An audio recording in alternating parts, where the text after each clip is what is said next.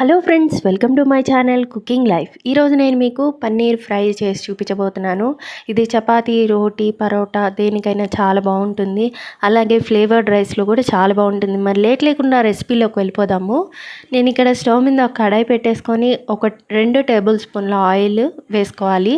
Oil కొంచెం heat అయిన తర్వాత ఇందులోకి ఒక పెద్ద సైజు ఆనియన్ని సన్నగా ముక్కలు కట్ చేసుకొని యాడ్ చేసుకోవాలి. ఇది లైట్గా ట్రాన్స్పరెంట్ అయ్యేంత వరకు వేయించుకోవాలి. మనకి పచ్చివాసన పోయేంత వరకు వేయించుకుంటే సరిపోతుంది.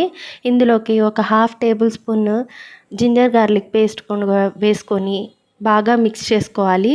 పచ్చివాసన పోయేంత వరకు ఒక 2 నిమిషాల పాటు మీడియం ఫ్లేమ్లో పెట్టుకొని వేయించుకున్న తర్వాత ఒక మీడియం సైజు టొమాటోని కూడా ఇందులోకి యాడ్ చేసుకోవాలి. ఒకసారి బాగా మిక్స్ చేసేసుకొని టొమాటో అంతా బాగా మగ్గిపోవాలి. ఒక 2 నిమిషాల పాటు వేయించుకుందాము. టొమాటో బాగా మగ్గిపోయిన తర్వాత ఇందులోకి మనము స్పైసెస్ని యాడ్ చేసుకోవాలి. రుచికి సరిపడా సాల్ట్, అలాగే ఇందులోకి 1/2 టీ స్పూన్ పసుపు, ఒక 2 టీ స్పూన్ల కారము, అలాగే 1 టీ స్పూన్ ధనియాల పొడి, అలాగే 1 teaspoon garam masala powder కూడా యాడ్ చేసేసుకొని ఒకసారి బాగా మిక్స్ చేసేసుకొని ఇవి పచ్చివాసన పోయేంత వరకు వేయించుకోవాలి. 1 నిమిషం వేయించుకుంటే సరిపోతుంది. ఇందులోకి ఒక 3 టేబుల్ స్పూన్ వాటర్ యాడ్ చేసుకోవాలి. ఎక్కువ వాటర్ యాడ్ చేసుకోకూడదు, మనకి కర్రీ బాగా డ్రైగా ఉంటుంది. ఈ వాటర్లో నుంచి ఆయిల్ బయటకు వచ్చేంత వరకు 1 నిమిషం పాటు వేయించుకుంటే సరిపోతుంది.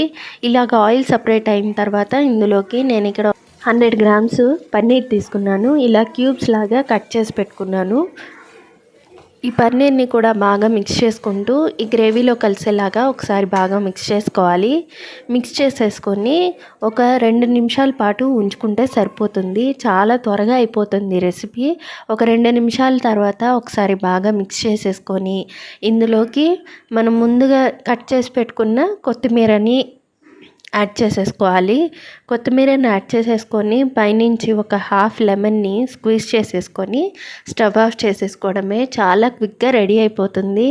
ఎక్కువ కష్టపడక్కర్లేదు. చపాతీ, రోటీ ఇవన్నీ ఏమన్నా చేసినప్పుడు పన్నీర్ని ఇష్టపడే వాళ్ళు ఖచ్చితంగా ఈ రెసిపీని ట్రై చేయండి.